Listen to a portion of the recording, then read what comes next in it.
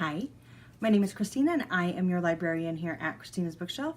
And today I am bringing you Protecting His Omega by Giovanna Reaves. This is a self-pub. It's, I think, my last rollover from the holidays. This is a non-shifter book, but it is a little dip your toe into m-preg. And it was my first kind of soiree into that subgenre as well. And I have to say I was rather fascinated by it. I was never ever going to actually kind of get there because I just never wanted to. This one doesn't go into details. It just kind of breaks it down a little bit. You know, you have the alpha, the beta, the omega. And as I said, it's not a shifter story. It's just that this is the hierarchy of society. What I found really interesting about this is that as a society, you can love who you love. Man, man, woman, woman, it doesn't matter. Love is love. What matters though is your hierarchy status of alpha, beta, omega. You will find on the streets many omegas where their parents kicked them out. Oh my gosh, my child's an omega. I was like, huh. The whole thing was just peculiar to me. Really, like I was on the outside looking in on something that I should be seeing on the Discovery Channel. That's how fascinated by this I was. So I don't know if that's a good or a bad thing. I mean, to me it was good because it was something new, somewhere I'd never been literary-wise. Here's the story. Phoenix Harcourt is an omega.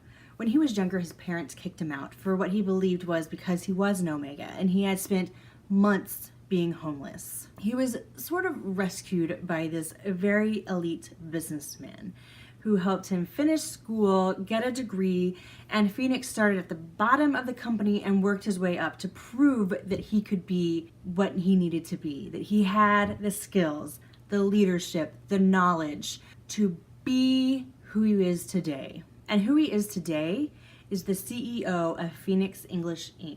He's an omega. This does not sit well with some people. He's also a single father. He did not take his suppressants like he was supposed to. And this kind of led him to be in a heat cycle. And he accidentally mated with an alpha. And they tried to make this work, bless their souls. And the alpha, Corey, was a very alpha type. Corey wanted Phoenix to do what Corey said, you know, quit your job, be a stay-at-home dad, husband, you know, do what I say to do. Well, Corey ends up losing his life in the line of duty, which leaves Phoenix to raise their daughter, Jasmine. Phoenix being Omega and CEO of this corporation, as I said, things don't sit well. And all of a sudden he starts to get these threats. At first he doesn't take them seriously. He's just like, oh my gosh, you know, like get over yourself.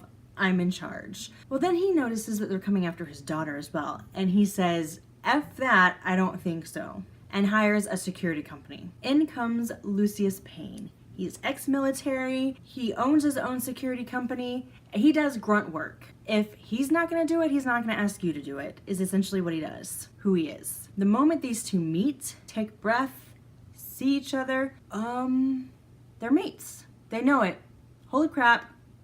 Holy crap. Lucius has never been in a situation like this before. Phoenix assumed that he would never be in this situation again.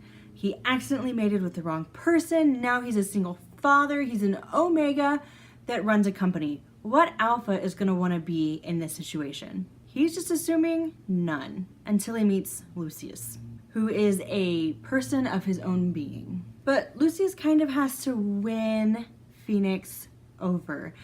And this is when the story kind of takes on your blood's pumping in full speed on the threats and what's going on, and things kind of get really suspicious towards one person and then towards another.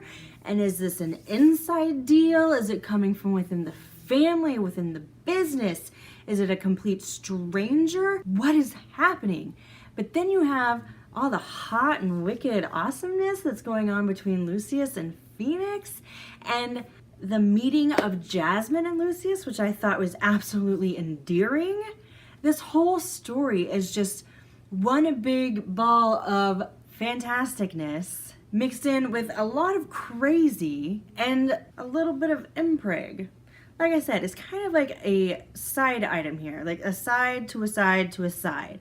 It's mentioned, it doesn't go into detail about it. It's just one of those, Phoenix is the omega, and he had Jasmine, and it's mentioned a couple of other times, but it's not like in your face, here's the dynamics of it, here's what goes on. So I think as a starter for the whole subgenre, it was a very good one for me to pick up and enjoy. One of the things that really got me with this book, though, was Phoenix's parents. I've been done with this book for roughly a week and a half, and I'm still pretty livid with them. Now, I get Phoenix wouldn't be where he is most likely, wouldn't have met Lucius, and things wouldn't be the way they are in the end had we not gone down the road that we went down. But are you mother effing kidding me that the decisions that you made in the past were the only decisions you could think of making?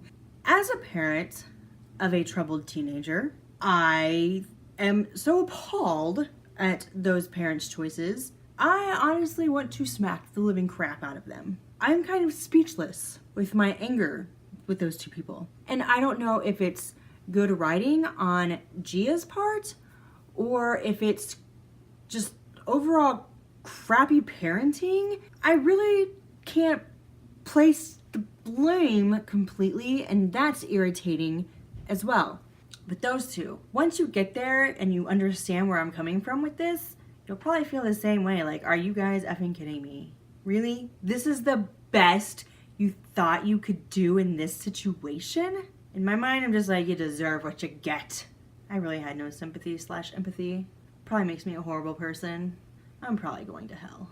Overall, though, I really enjoyed the story. I was captivated by everything. I think there's like this newbie shine to it for me, so I might be a little biased here. What's going to bring down the star rating for me a little bit is the structure. There was some structure and some editing that really kind of took it down a bit on how the story was put together and some miscellaneous other things, but it wasn't so bad that it took away. It was just noticeable, if that makes sense. So I am giving Protecting His Omega by Giovanna Reaves 4 stars. I'm hoping there are going to be more books within this world because I absolutely adored really everything about it except for the parents. What I am going to do for you is I am going to leave the Amazon link down below so that you can click it and be on your way to reading this. Like I said, if you've never read m-preg, this is going to be the best book that I think you can kind of jump into that with. If you've enjoyed this review, I'm going to ask that you help me with that YouTube algorithm and give me a like. Leave me a comment. I love to interact with all of you guys. And go ahead and hit that subscribe button. I try to get new stuff out every Sunday through Thursday, but I honestly never know what time. And some days are hit and miss. And that's the magic of the subscribe button, is that you will get a notification when I have a new review for you. If you like me and think this chick's pretty awesome, down below I'm going to leave stalker links aplenty. Go, click, investigate, enjoy. Protecting His Omega by Giovanna Reaves. I am giving 4 stars. Bye. Hi, my name is Christina and I am your librarian here at Christina's Bookshelf. Today I am bringing you Rogue Wolf by Elliot Cooper. This book is already out, so if you enjoy my review, I'm going to leave the link down below.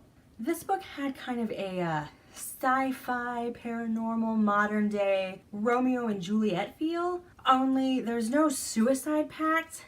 They're both older, like of age, and one of survives. And you're like, Christina, holy crap, that's a lot. Yeah,